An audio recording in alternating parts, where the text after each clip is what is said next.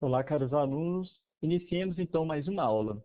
Nesta aula trabalharemos sobre a nova ortografia.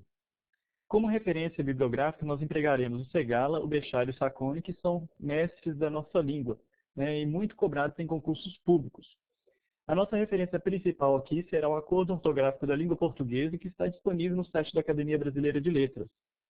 Vocês poderão ver o link na descrição, tanto desse site, quanto também de alguns games que podem ser utilizados para aprender a nova ortografia. Iniciemos então a aula. O acordo ortográfico, o ortográfico, para quem não sabe, vem do grego orto e grafos, que significa escrita correta. Esse acordo foi assinado em Lisboa em 16 de dezembro de 1990, e foi aprovado pelo Congresso Nacional em 94. Ou seja, qual é o objetivo desse acordo? É unificar na comunidade lusófona, a questão ortográfica, mas ele não abrange a língua falada. Ou seja, continua tendo a peculiaridade de cada local, de cada região. Por quê? Porque seria difícil você conseguir uma homogeneidade na língua falada. Até no próprio Brasil, por ser um país continental, nós temos uma língua falada que se difere muito em diversas regiões. Por exemplo, as próprias palavras que são utilizadas para definir a mesma coisa. Por exemplo, mandioca, macaxeira, aipim e etc. É um exemplo, um exemplo bem utilizado aí por vários professores. Então, essa língua falada nesses países de língua portuguesa foi unificada apenas na questão ortográfica. E em que consistia essa unificação? É uma tentativa de facilitação de comunicação entre os diversos povos. Não é isso? Então, começando. Primeira modificação. Na verdade, nem é bem uma modificação, gente. Vocês vão ver aqui durante esse vídeo que as modificações que foram implantadas, muitas delas já eram utilizadas no próprio Brasil. A gente ficou meio estagnado, atordoado com as modificações quando teve uma repercussão midiática, mas muitas delas nós já utilizamos no nosso dia a dia. Por exemplo, a letra K, W, Y. Nós já utilizamos essas letras K, W e Y no nosso vocabulário. Não é isso? Então, o nosso alfabeto agora, ele passa a ter 26 letras. Vocês sabem a diferença entre letras e fonemas, não é isso? Então, se você não sabe, depois a gente vai tentar gravar uma aula também sobre esses outros aspectos da língua. Vamos focar um pouquinho aqui. O fonema aqui, a gente está pensando no som que essas letras fazem, não é isso? Vamos pensar de forma resumida dessa maneira. Então, essas letras combinadas com vários sinais formam mais de 30 fonemas de nossa fala, não é isso? E essas letras K, W e Y, agora sim, a partir desse acordo, fazem parte do nosso alfabeto.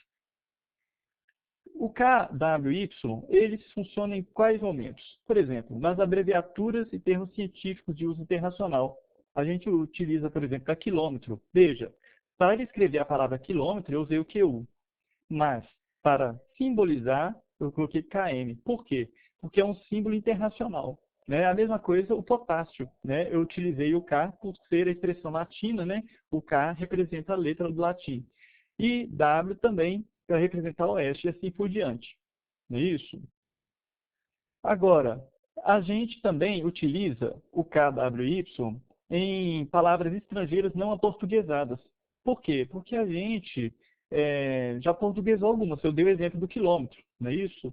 Mas tem palavras que ainda se utilizam da nomenclatura estrangeira, Por exemplo, kart, smoking, show, hobby, etc. Então, nessas palavras estrangeiras que não foram aportuguesadas, é comum utilizar essas letras, o K, o W e o Y. Também em nomes estrangeiros não aportuguesados e seus derivados. Por exemplo, Kant, o filósofo Kant, kantiano, a pessoa que é adepta da filosofia de Kant, Byron, byroniano, Newton, newtoniano, etc. Nós não utilizamos o K, o W e o Y nas palavras que já estão aportuguesadas. Por exemplo, a palavra whisky, a palavra York, a palavra iate, a palavra sanduíche, a palavra jockey. Vocês lembram que aqui nós escrevíamos anteriormente o whisky com W-H-I, e aqui era com K e Y, não é isso? Vocês lembram que York era com Y, iate também, sanduíche tinha um W, jockey era com K e assim por diante, não é isso?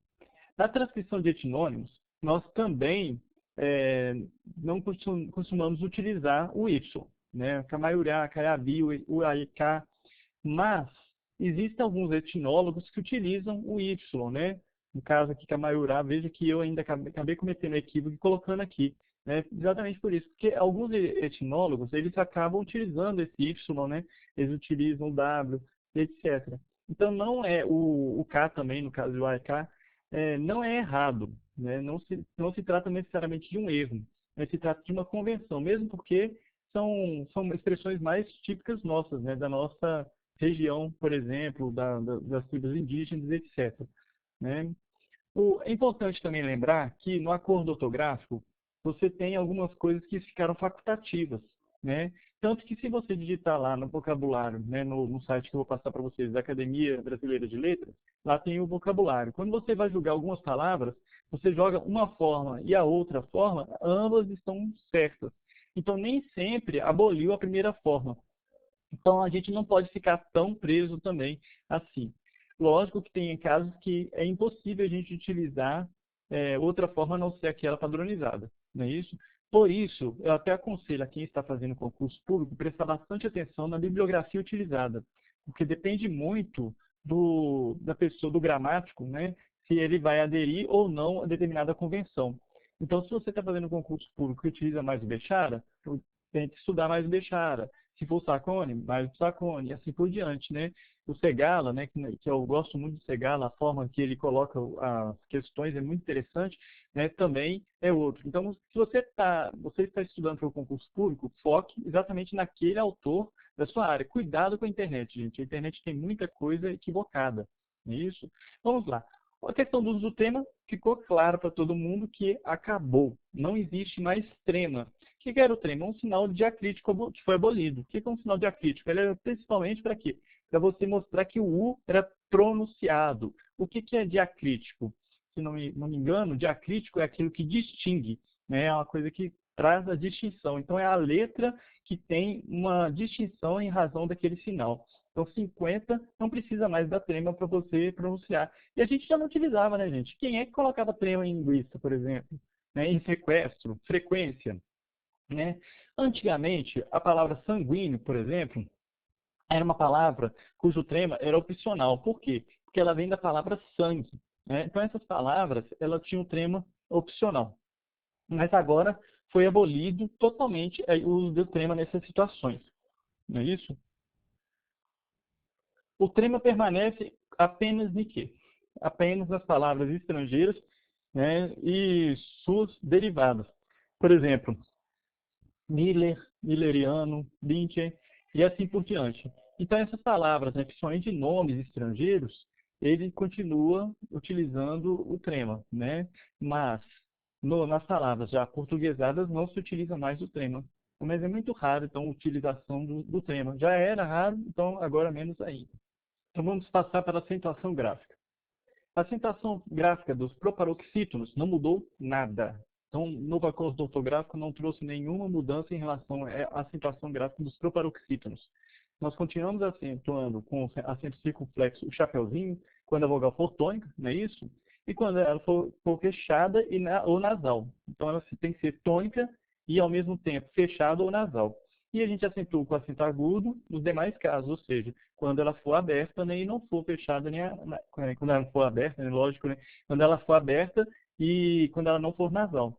Então, a palavra lêssemos, a vogal tônica e fechada. Então, nós acentuamos com acento circunflexo. Quilômetro, a mesma coisa. Aqui nós temos uma vogal aberta, né, xícara. Então, nós colocamos o acento circunflexo. Não circunflexo, não, o acento agudo. É isso? E é importante ressaltar que a palavra área e errôneo, apesar de não serem palavras proparoxítonas, né? Vocês lembram o que é proparoxítono?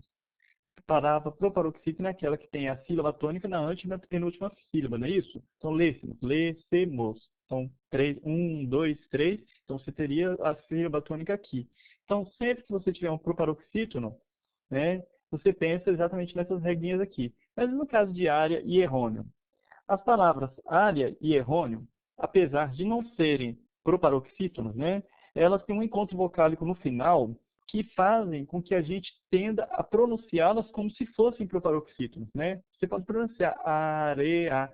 Então, nesse caso, Quando você tiver um encontro vocálico no final da palavra, né, e ela possibilitar esse tipo de pronúncia, você também acentua. Esse foi o caso da palavra área, da palavra errôneo, poderia ser também da palavra conterrâneo, né, da palavra enxáguam, e assim por diante.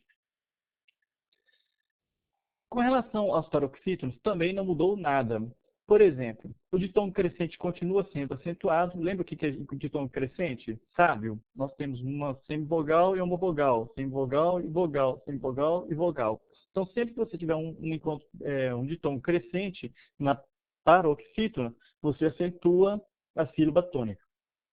Táxi, a mesma coisa. Você tem uma palavra que seja terminada em i, is, us, e uns, também você acentua. No caso de táxi, lápis, vírus, albo, médiums.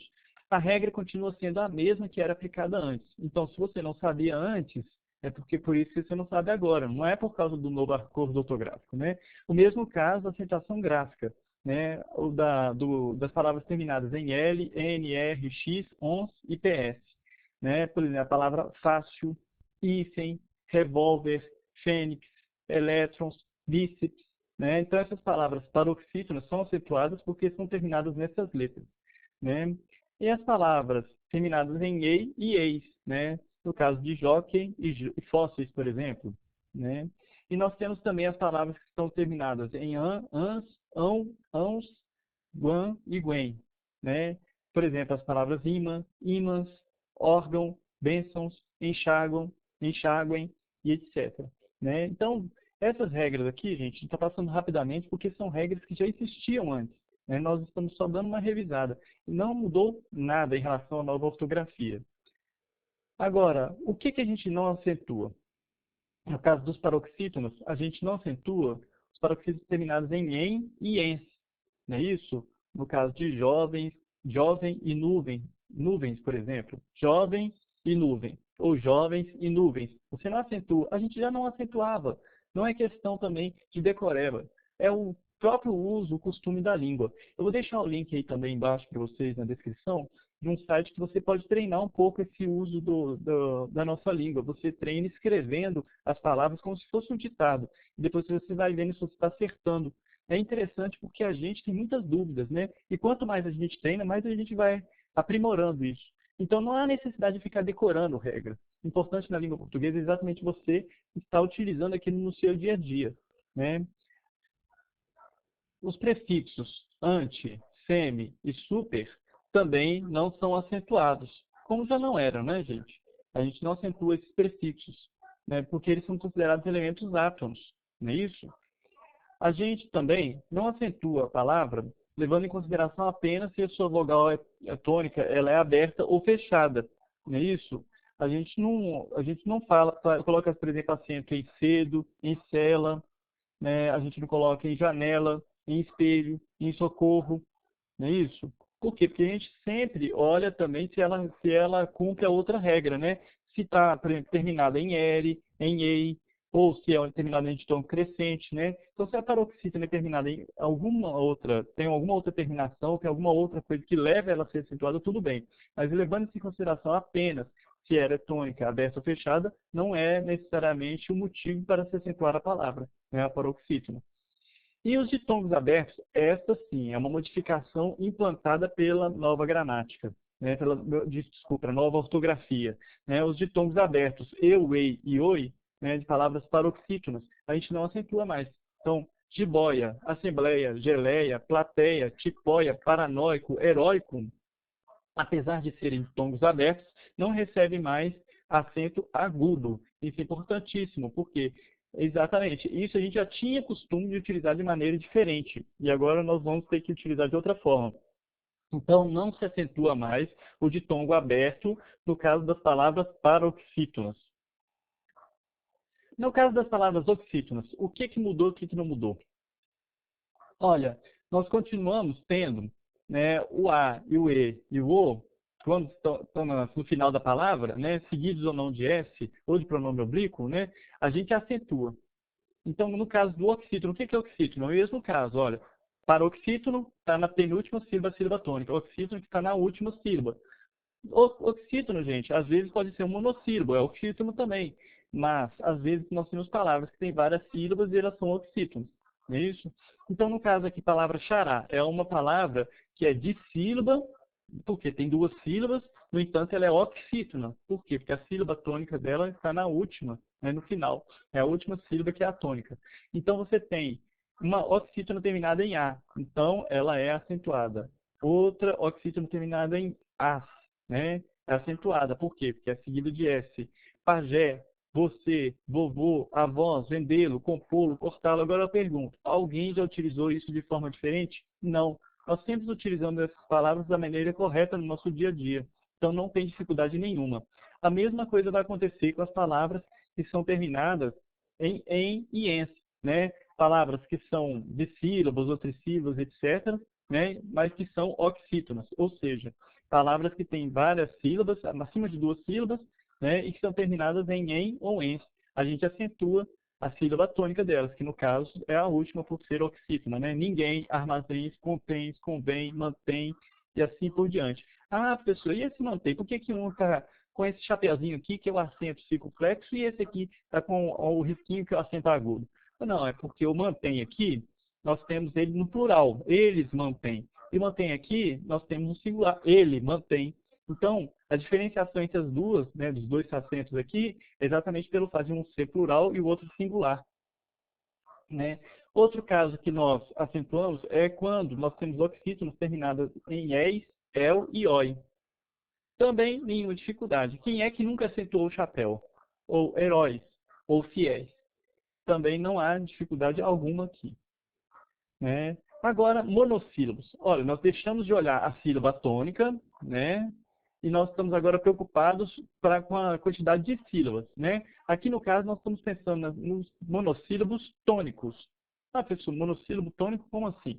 Olha, os monossílabos tônicos, quando você vê que esse monossílabo ele tem uma intensidade, né, na fala, no fonema dele. Então, os monossílabos terminados em A, E e O, seguidos ou não de S, são acentuados. Por exemplo, monossílabo ma, mas, pé, pés, nó, nós, pos e etc. São monossílabos que são acentuados, né? Ou monossílabos que encerram os distongos abertos, ei, el e oi. Por exemplo, réis, véu, sóis e etc. Mudou alguma coisa? Não. Continua sendo da mesma forma. As palavras por, tem e vem são acentuados para diferenciá-los de seus homógrafos. Olha, gente, isso aí é importante vocês perceberem que, inclusive a palavra por, né? A palavra por, ela está na nova ortografia como uma referência de acento diferencial, né? Porque a gente aboliu a maior parte dos acentos, que são acentos que a gente chamava de acentos diferenciais, né? Por exemplo, a palavra por. O que é o homógrafo da palavra por, do verbo por? Nós temos um homógrafo que é a preposição por, né? Então, quando você tem o por verbo, né, ele agora diferencia-se do por preposição, não é isso? Do homógrafo dele. Outra questão, acentuação gráfica dos ditongos, né? Acentua-se a vogal dos ditongos abertos, ei, el e oi, quando tônicos em palavras oxítonas, né? Ué, não foi igual ao anterior? Foi. Foi a coincidência que cumpriu duas regras aqui para ser acentuada, né? Então aqui nós temos papéis, chapéu, herói e etc. Então, nessas palavras, nós temos ditongos abertos, não é isso? E estão em palavras oxítonas. Então, eles são acentuados. A gente não acentua, né, a vogal dos ditongos ei, eu, oi, quando eles forem subtônicos. Ah, pessoal, então tá bom demais, né? Agora eu sei tudo, né? Subtônico, eu sei tudo. O que é subtônico? Pois é, muita gente nem sabe o que é subtônico. Olha, sílaba tônica todo mundo já ouviu falar, mas subtônica a gente quase não fala. Por quê? Porque já tem muito tempo que a gente não utiliza acentos nos subtônicos. Por exemplo, antigamente, muito antigamente, se utilizava isso, né? Mas não se utiliza mais. O que é o subtônico? Nós temos a palavra chapeuzinho. Qual que é a origem dessa palavra chapeuzinho? Ela era derivada da palavra chapéu, não é isso? Qual que é a sílaba tônica da palavra chapeuzinho? Chapeuzinho, então é o zinho. Qual que é a sílaba tônica da palavra chapéu, da qual ela é derivada? Chapéu, pel. Então, pel é uma subtônica. A mesma coisa vale para heróizinho, né? O zin seria a sílaba tônica e o herói seria a subtônica, né? Em palavras paroxítonas, ideia, estreia, joia, heróico, né? E nem quando fechadas, né? Areia, ateu, joio e apoio. Então, isso aí agora ficou mais que claro no novo acordo ortográfico, né? Não se acentua. Só que algumas mudanças, igual essa primeira, do chapeuzinho, a gente já não acentuava, heróizinho, a gente já não acentuava, não é isso? Agora, as palavras paroxítonas, ideia, estreia, joia, heróico, que nós falamos nos slides anteriores, não são acentuadas, não é isso? E também os ditongos que não, quando são fechados, a gente também não acentua, não é isso? A gente só acentua quando ele for um ditongo aberto, não é isso? Então, nesse caso aqui, areia, ateu, joio e apoio não são acentuados. Ah, e é importante também dizer que, ó, em palavras oxítonas, né? Porque tem ditongos abertos que a gente não acentua. Acentuação gráfica em hiatos, né? A gente acentua o I e o U tônicos em hiato, quando eles formam sílabas sozinhos ou com S. Olha para você ver, a gente acentua o I e o U tônicos em hiato só quando eles formam sílabas sozinhos ou com S. Por exemplo, a palavra saída, o I está sozinho na sílaba, saída. Quando você separa, ele está sozinho na sílaba. Não é isso? Então, nesse caso, a gente acentua egoísta, a gente acentua baú, balaustre, olha, ele está com o S, mas você acentua porque está com o S. O S é a única letra que permite, né? Mas os demais casos a gente não acentua. Então, se a gente tiver uma letra que não, um hiato que não seja com I ou com U, a gente não acentua, por exemplo, né? Por exemplo, Saara, não acentua a horta, né? Poeta, e assim por diante. Não é isso? A gente também não acentua quando eles são seguidos de NH, né? Moinho, lagoinha, né? Quando formam sílabas que não sejam a letra S, né? Por exemplo, juiz, ruim, amendoim, por exemplo. Quando você tem esses casos, né, que a letra está junto com outra letra dentro da sílaba, você não acentua, a menos que a outra letra seja o S. Né? E não se coloca acento circunflexo na primeira vogal dos hiatos, o e e. Voo, crem, abençoo. Esse aqui ficou famoso também pela mídia, né? Nos jornais saíram, né? O voo ficou mais leve, né? Que agora não tem acento no voo, né? Creem, abençoam, ficou muito fácil. Esse caso aqui da nova ortografia ficou muito disseminado, né? As pessoas já utilizam tranquilamente, sem problema algum. Nesse caso aqui do hiato, né, quando seguido de NH, porque as pessoas às vezes, por que não precisa? É porque não faz diferença nenhuma você colocar um acento aqui, por exemplo. Então, a nova ortografia está tentando padronizar certas coisas que também não vão fazer muita diferença você abolir. Por exemplo, você tem um acento em determinado local que não faz a menor diferença, para que você vai continuar tendo aquele acento? Né? Então, o objetivo de qualquer sinal gráfico é exatamente dar clareza à língua. Mas se aquilo ali não está trazendo nenhuma clareza, para que você tem acento? É isso? A acentuação gráfica dos grupos gue, gui, que e qui. Nos grupos gue, gui, que, qui, quando o U é proferido e átomo, não se usa trema, né? Aguentar, sequestro, delinquência, linguiça e etc. Né? Nos tônicos não se usa o acento agudo mais, a pategui, argu e etc.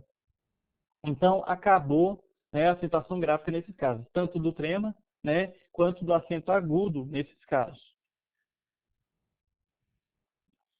O acento diferencial que nós falamos anteriormente, né? Nos verbos por e poder, a gente continua tendo o acento para diferenciar. Por exemplo, o por do por. Você não acha que eu iria pôr açúcar na comida por distração, né? Ou seja, o por verbo, né, do por preposição, não é isso? A gente também tem os verbos ter e vir e seus compostos, também a gente coloca o acento para diferenciar, por exemplo, no caso do ter, para diferenciar o plural do singular, não é isso? Do verbo ver, do verbo vir também, né, assim por diante. Eles vêm, né, ele vem e eles vêm. Né? Nesse caso, a gente coloca o acento, né, para diferenciar. Nos acentos diferenciais facultativos, a gente tem, por exemplo, forma e forma. Esse é facultativo. Se você for lá no site que eu falei para vocês, vocês vão jogar dos dois jeitos, vai estar lá. Né? Os dois são aceitos. você pode utilizar tanto com acento quanto sem o acento e você está é, escrevendo da forma correta, né? Andamos, cantamos, louvamos. Na nossa língua a gente já não usa isso, né? Nós falamos hoje, andamos, tanto quando a gente está falando no presente do indicativo, quanto no pretérito perfeito, a gente fala andamos sem o acento, né? Em Portugal, o pessoal ainda utiliza, né? Andamos, né? Andamos, cantamos, né? Um pouco mais aberto, né? Só que aqui a gente já não utiliza mais. Então, não tem problema se a gente não utiliza, pode continuar não utilizando, que isso é de facultativo. Da mesma forma que a palavra forma de forma, né? Foram abolidos os acentos diferenciais do verbo para, por exemplo, com a preposição para, não é isso? Que faltou fechar o parênteses. Né? O pelo, né, do ser por mais o, né, com o pelo de pelo mesmo ou do verbo pelar, não é isso? Nós não temos também acento diferencial em polo, em todas as suas acepções. Você pode usar polo em qualquer tipo de acepção, como se fala, camisa polo ou polo norte, etc. Todas as suas acepções, a palavra polo é sem acento. E pera, fruta, né? E pera, né? Que é para, né? Que é uma linguagem, uma preposição arcaica, também não utiliza mais o acento. Nós não temos acento mais em pera. Então, o para, o verbo parar não tem mais acento, né? O pelo não tem acento, polo não tem acento, então não existe mais acentos diferenciais. Agora, nós temos alguns acentos diferenciais que já tinham sido abolidos desde 90, não é isso? Por exemplo, erro, em sede, em governo, em torre, colher, olho, almoço. Ah, professor, mas você falou cada hora de um jeito. Pois é, eu posso falar assim, ó, erro ou erro. Eu posso falar sede ou sede. Posso falar governo, governo. Posso falar torre e torre. Ou colher ou colher. Posso falar olho ou óleo. Posso falar almoço ou almoço. Depende do contexto, não é isso? E o acento diferencial já não era utilizado desde 90. Né? Então vejam que esses acentos diferenciais realmente tem hora que não fazem muita diferença você abolir da língua. O acento grave, né, a junção de a com o artigo a, né, ou as, e com os pronomes demonstrativos a, aqueles, aquelas, aquilo, eles continuam sendo utilizados apenas nesse caso, o acento grave, que é o que a gente chama de crase, não é isso? Fui à escola, assisti às aulas, dirige-se àquele guichê. Parece uma aula só sobre crase, né, gente? A gente vai ver se consegue gravar uma aula sobre crase especificamente, e que cai muito em concurso público. Agora, o acento grave foi abolido numa coisa que já não se utilizava no Brasil. Por exemplo, cafezinho, que é o caso da vogal subtônica que nós estávamos falando anteriormente. Chapeuzinho, né? Como é que a gente chegou até aqui sem saber disso? Né? Que não usa mais o acento grave em cafezinho. Ninguém utilizava mais acento grave em cafezinho. Isso já há muito tempo. Então, essa diferença aí, essa modificação do novo acordo não trouxe nenhum problema para a gente. Né? O emprego do hífen, esse sim, esse é problemático, costuma trazer muitos equívocos, muitos problemas. Eu aconselho vocês a estudarem em diversos lugares, evitarem a internet ao máximo, né? Tentarem buscar alguns autores, né, de renome para poder corroborar o seu estudo, né, para que você faça um bom concurso ou uma boa prova na escola. Tome cuidado, se você está você está estudando para uma prova da escola, utilize o livro didático, porque ele vai estar ali, vai estar com a concepção daquele autor, né? Ah, professor, mas aí é ruim em português, ficou uma coisa assim meio que opcional ou meio que subjetiva? Não, não é que ficou subjetiva. É porque existem alguns casos em que existem discussões ainda, não está totalmente decidido. Mas a gente vai chegar num consenso um dia, né? O Segala, né, que é o Domingos Pascoal Segala, ele fala o seguinte, que seria bom que a gente abolisse quase que todos os hífens, né? Ele conclui a parte dele que vai falar sobre hífen, né, falando sobre isso, que os hífens eles acabam não tendo muita utilização na nossa língua. Né? Ele fala que deveria ser urgentemente revisto, a gente restringir o uso desse sinal auxiliar das escritas apenas nos casos de absoluta necessidade. Não é isso? Ele fala, por exemplo, a gente fala vagalume. Qual a diferença que faz você colocar um hífen na palavra vagalume? Né? Ou a gente colocar um hífen na palavra bem-vindo? Né? Para que o hífen? Então a gente poderia abolir esses hífens que não fazem a menor diferença. Alguns autores argumentam que o hífen ele ajuda a constituir uma unidade semântica de uma forma mais clara, a gente até perceber como é que a palavra se originou e etc. Mas vocês vão perceber que o emprego do hífen ele vai trazer novo sentido às palavras. Igual nesse caso aqui. Nós temos a palavra guarda-chuva. Guarda-chuva não significa nem guarda, nem chuva separado, nem a soma dos dois. Guarda-chuva é um objeto à parte. Tio-avô não é a mistura de um tio com um avô. Né? Tio-avô é o quê? Não é isso? É o irmão do seu avô, por exemplo, ou da sua avó. Né? Conta-gotas. É uma coisa que fica contando gotas. É um negócio que você utiliza para poder pingar as gotas de remédio, por exemplo, na água, né? Ah, água marinha. Não é uma água que é só do mar, né? Água marinha a gente sabe que é um ser, né, que vive na água. É isso? Arco-íris, assim por diante. Pão duro. Pão duro é o que? É um pão que endureceu? Não é. Você sabe que pão duro, com hífen, no caso aqui, a gente está utilizando em que sentido? Essa unidade semântica. Pão duro é uma pessoa sovina, né? Uma pessoa que não gosta de compartilhar as coisas, etc. Meio-dia. É diferente de meio-dia sem hífen, por exemplo, né? Meio-dia com hífen, nós estamos falando do horário meio-dia. Né? Quando a gente coloca meio-dia sem o hífen, a gente está falando da metade de um dia. Né? Copo de leite, não é um copo de leite, é uma planta, né? Uma flor, né? O copo de leite. Então vocês veem que eles passam a ter uma unidade semântica, né? Então, em palavras compostas cujos elementos conservam sua autonomia fonética e acentuação própria, mas perdem sua significação individual para construir uma unidade semântica, um conceito único. Aí elas começam a ser empregadas com hífen. Olha, para ligar pronomes átonos a verbos e a palavra eis. Deixe-o, chamar-se-á, ei-lo. São usos do hífen que a gente já tinha no nosso dia a dia, na nossa linguagem, no nosso cotidiano. Então, a gente não vai ter dificuldade nenhuma em empregá-lo. Né? Então, não houve modificação também em relação a isso. Nós sempre utilizávamos o hífen no caso dos pronomes átonos, né? Os pronomes oblíquos, né? E a palavra eis. Nunca teve essa dificuldade, né? Ei-lo, chamar-se-á, né? No mesóclise, né? Deixo, na ênclise, nas próclises a gente não utiliza, é lógico, né? Em adjetivos compostos, por exemplo, latino-americano, verde amarelo, cor de rosa, sem vergonha. Né? Em vocábulos formados por adjetivos de origem, tupi. Né? Por exemplo, açu, guaçu, mirim, se o elemento anterior termina em vogal nasal acentuada. Então, se você tiver uma vogal acentuada, sabiá, açu. Né? Então, a gente utiliza o hífen porque termina no A acentuado. Capim, guaçu, porque é um I anasalado com M, não é isso? Socó, mirim, a mesma coisa, o hífen. Lógico, então, que os outros casos a gente não utiliza o hífen. Não é isso? Então, no caso de Jaboiaçu, e o mirim, a gente não usa exatamente porque não cabe nessa regra. Não é isso? Não é o caso de terminar em uma vogal nasal e acentuada, nenhum dos dois casos.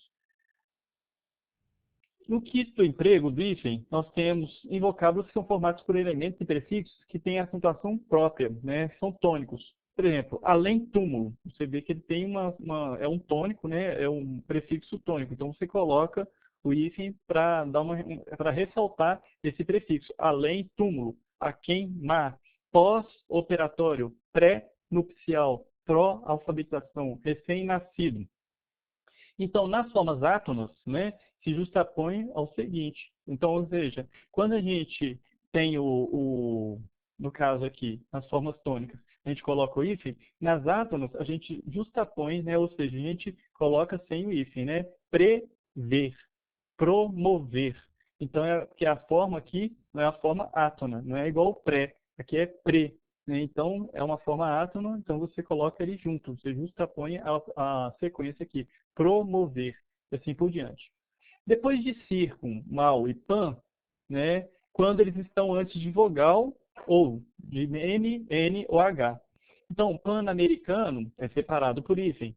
Circunnavegar, também separado por hífen. Mal-humorado, separado por hífen. Esse porque começa em A, né? Esse porque começa por um N, esse porque começa por um H. Então, sem hífen, nos demais casos, como mal-criado, não termina nem M, nem H, nem A e etc. Mal feito, panteísmo, circumpolar. Vejam que são os mesmos prefixos, só que o que modificou o fato da sequência aqui, você não tem uma palavra que comece com vogal M e nem H. Né? Muito simples essa. Então, depois de bem, como prefixo, né? Antes de palavras que têm vida autônoma e quando a pronúncia exigir. Então, no caso, bem amado, né? Bem-estar, bem-vindo, né? Então, você tem, no caso aí, você tem o hífen como prefixo, né? O bem como prefixo, você utiliza o hífen, né? No caso de bem-dizer, bem-querer, a gente também aceita a forma bem-dizer e bem-querer desse jeito que está aí, olha. Desse jeito, aglutinado.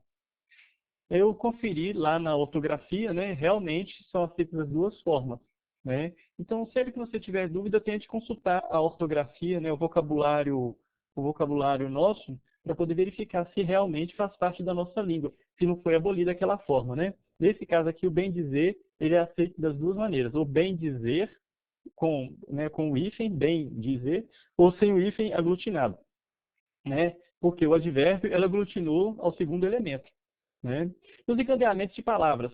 Isso é muito utilizado, a gente né, sempre está utilizando, como você fala, ponte aérea, né, Rio-Paris, a ponte Rio-Niterói, assim por diante. Então, nesses casos, você tem um encadeamento de palavras por hífen. Não tem dificuldade nenhuma, porque é algo que faz parte também do cotidiano, né, e ninguém nunca deixou de usar assim, né? A partição de palavras no fim da linha. É aquela separação silábica que a gente faz, né? E quando a gente tem no fim da linha, que a gente precisa separar para passar para a linha seguinte, então, você sempre utiliza o hífen. O hífen é lá, aquele risquinho no final lá, é um hífen, né? Exatamente para poder você continuar, você compreender a palavra, né? A palavra não terminou não, a palavra continua na outra linha, assim por diante.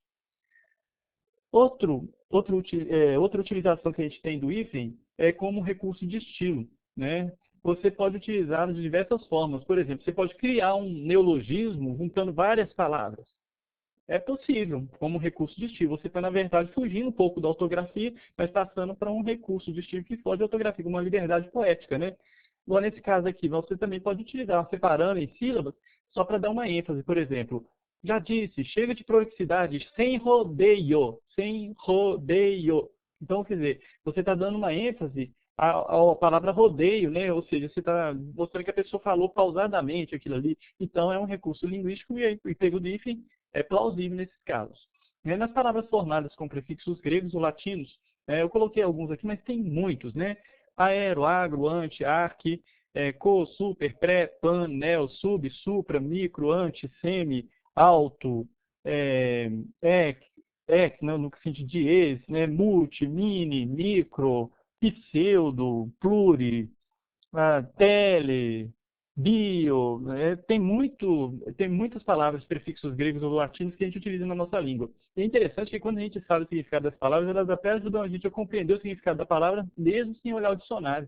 Né? Quando a gente começa a compreender os radicais gregos e latinos, a gente até evita de ter que ficar toda hora consultando o dicionário. Faça a experiência, tente depois dar uma estudada nos radicais gregos e latinos para você ver como é que fica muito mais fácil a compreensão da nossa língua. Então vamos lá, voltando, exemplos. Anti-higiênico. Esse caso é o caso da letra A, quando o segundo elemento começa por H.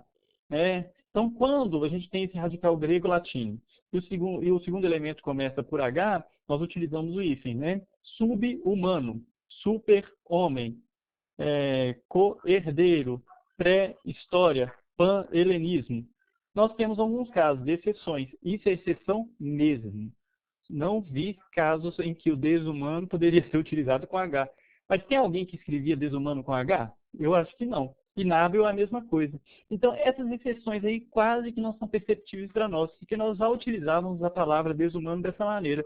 Então, vejo que a nova ortografia não modificou muita coisa para a gente. A gente, às vezes, ficou pensando que era um bicho de 7 cabeças e era até mais simples do que a gente pensava. Né? Nas palavras formadas com prefixos gregos ou latinos, né, a gente tem aero, agro, ante, arque, né, esse mesmo caso anterior, né, que na verdade eu só estou repetindo aqui, agora para o item B, quando o segundo elemento começa com a mesma vogal com a qual termina o prefixo.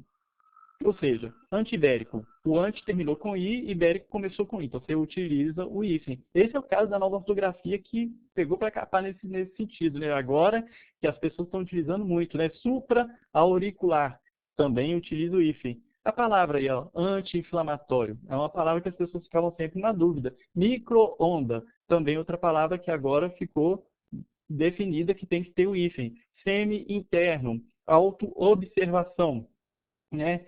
Esses casos todos em que a vogal da anterior, ou seja, do prefixo grego, né, ele depara-se com a palavra que tem a vogal com a qual ele termina, você tem que utilizar o hífen. Agora, a exceção é o prefixo co, só. Muito simples. A palavra coordenar, por exemplo, tem alguém que escreve coordenar com hífen hoje? Não. Tem alguém que escreve cooperar sem com hífen? Não. Coordenação? Também não. Então, quer dizer, essa exceção é praticamente é, um problema inexistente para nós. Porque nós já utilizávamos coordenar e eu acho que ninguém pensou em colocar hífen em coordenar, né? Agora, a gente tem que ficar atento em alguns casos, né? Igual, por exemplo, anti-inflamatório, micro-ondas, né? Que são palavras que às vezes vão causar uma certa dúvida, né? Mas se a gente lembrar dessa regrinha básica, ó, terminou com a mesma letra e começou a seguinte, pode botar o hífen que vai Letra caber. Hiper, inter, super. Quando o segundo elemento começar com R.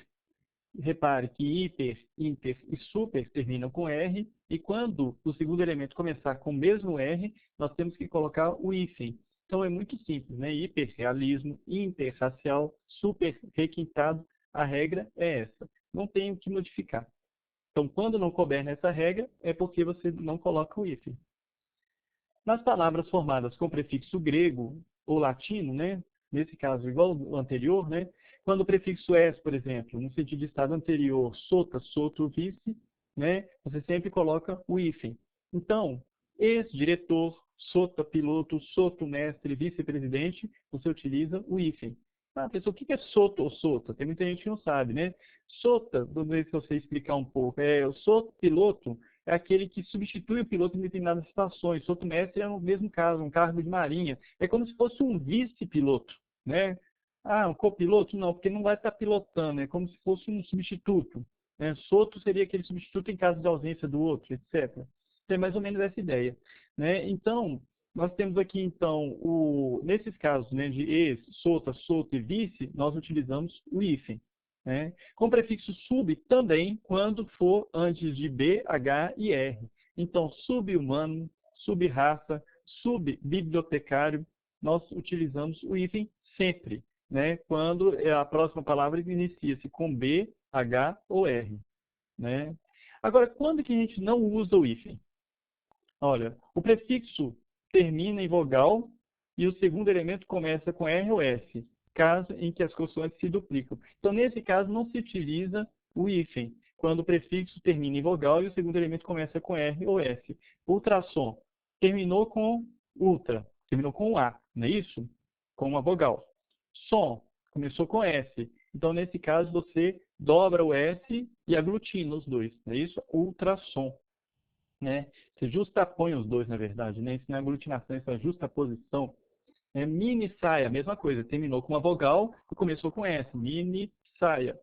Mesmo caso do R, olha lá, ó, antirreligioso, terminou com uma vogal I e começou com R, antirreligioso. Antissemita, terminou com I e começou com S, então você dobra o S. Microrregião, terminou com uma vogal e começou com R, dobra o R.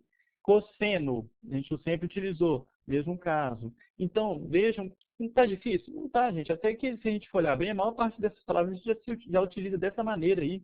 A gente não tem muita dificuldade quando a gente começa a perceber que a coisa ortográfica já praticamente está sendo utilizado por nós. O mais interessante é que tudo é questão de costume. Na hora que todo mundo estiver acostumado, ninguém vai ter dificuldade, ninguém vai ficar pensando que é o bicho de sete cabeças. Olha, a palavra, por exemplo, antiaéreo, né, que é o do exemplo da letra B, que a gente não utiliza item também. O prefixo termina com uma vogal diferente com a qual o segundo se inicia.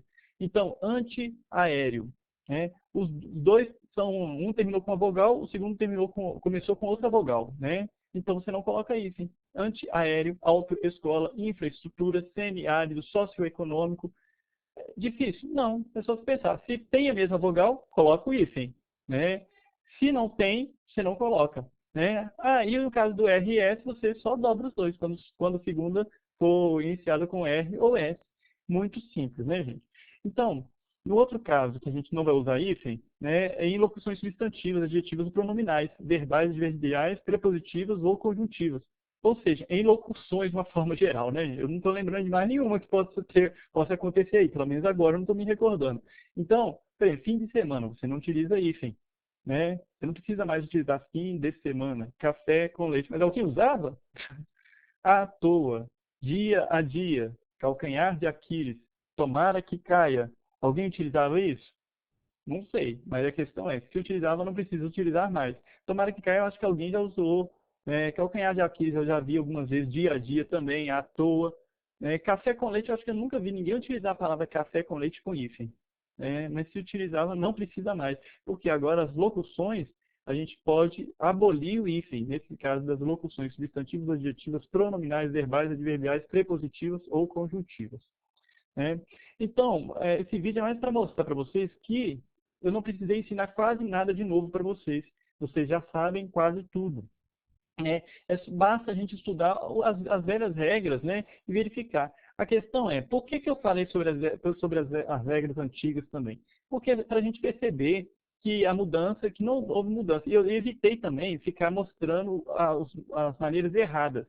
Porque eu acho que se a gente começar a enxergar as coisas da forma errada, a gente vai acabar acostumando com o erro também. Tipo, se eu começar a mostrar o exemplo que era antes e que é atual, eu vou acabar confundindo os dois. Então, por exemplo, se eu colocasse aqui nesse exemplo visual aqui, fim de semana com hífen, por exemplo, eu acho que a maior parte de vocês ia olhar e ia, talvez no inconsciente, ia começar a gravar fim de semana com hífen. Então, quanto mais a gente se habituar com essas formas, né, do jeito que tem que ser, a gente vai conseguir aprender muito mais rápido, né? Obrigado pela atenção. Não esqueça de curtir se você gostou, de comentar se tiver alguma dúvida, crítica ou sugestão, né? Abaixo eu vou deixar os links que eu falei durante a aula, né? Em falar nisso, a palavra vídeo aula também é sem hífen. Até a próxima, pessoal.